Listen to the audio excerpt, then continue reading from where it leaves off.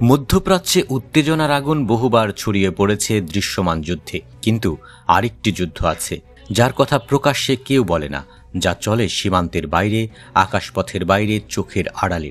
সেটি হচ্ছে ইসরায়েল ও ইরানের দীর্ঘদিনের ছায়াযুদ্ধ, যার কেন্দ্রবিন্দুতে রয়েছে গোয়েন্দা তৎপরতা, নাশকতা এবং মনস্তাত্ত্বিক যুদ্ধ। সাম্প্রতিক মাসগুলোতে এই যুদ্ধ নতুন মাত্রা পেয়েছে। ইসরায়েল ইরান সংঘাতের সর্বশেষ অধ্যায়টি শুরু হয় জুন মাসে, মাত্র 12 দিনের এক সংক্ষিপ্ত কিন্তু অত্যন্ত তীব্র যুদ্ধে।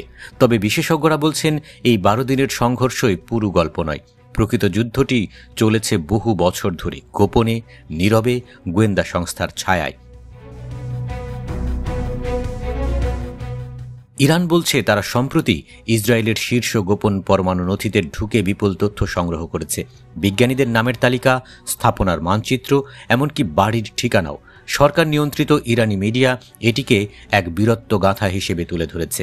এক বিজ্ঞানীর গাড়িতে লাল গোলাপ রেখে যাওয়া রহস্যময় এজেন্টদের গল্প ছড়ানো হয়েছে।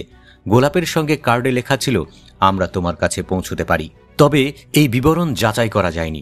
অনেক বিশ্লেষক মনে করেন এর বেশিরভাগই মনস্তাত্ত্বিক যুদ্ধের অংশ। 2018 সাল থেকে শুরু হয় এই প্রতিযোগিতার আধুনিক ধাপ।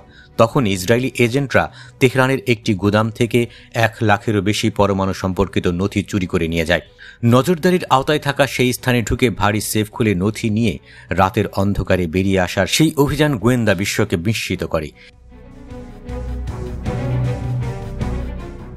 এই নথিগুলো পরে ইসরায়েল প্রকাশ করে, যা ইরানের পরমাণু অস্ত্রায়ন প্রকল্প প্রজেক্ট আমাদ সম্পর্কে নতুন প্রশ্ন তোলে। এরপর শুরু হয় একের পর এক রহস্যজনক দুর্ঘটনা। নাতানজে বিস্ফোরণ, ক্ষেপণাস্ত্র গবেষণাগারে আগুন, শিল্প প্রতিষ্ঠানে অঘটন। ইরান প্রথমে এগুলোকে প্রযুক্তিগত ত্রুটি বললেও পরে সরাসরি ইসরায়েলকে দায়ী করে। 2020 সালে ঘটানো হয় সবচেয়ে আলোচিত হত্যাকাণ্ড। ইরানের পরমাণু কর্মসূচির মূল স্থপতি মোহসেন ফাখরিজাদেহকে হত্যা করা হয় একটি স্বয়ংক্রিয় স্যাটেলাইট নিয়ন্ত্রিত অস্ত্র ব্যবহার করে। ওই হামলায় কোনো মানবঘাতক উপস্থিত ছিল না বলে জানানো হয়। 2025 সালে এসে গুপ্ত যুদ্ধ আরও বদলে যায়। ইসরায়েলি এজেন্টরা ইরানের ড্রোনের যন্ত্রাংশ পাচার করে ভেতরে গোপন লঞ্চপ্যাড তৈরি করে, যেখান থেকে চালানো হয় আক্রমণ, যা ইরানের বিভিন্ন প্রতিরক্ষা ব্যবস্থাকে অকেজো করে দেয়। এরপরই শুরু হয় সেই 12 দিনের ভয়াবহ সংঘর্ষ। যুদ্ধ শেষ হলেও থামেনি গুপ্ত চক্রের লড়াই।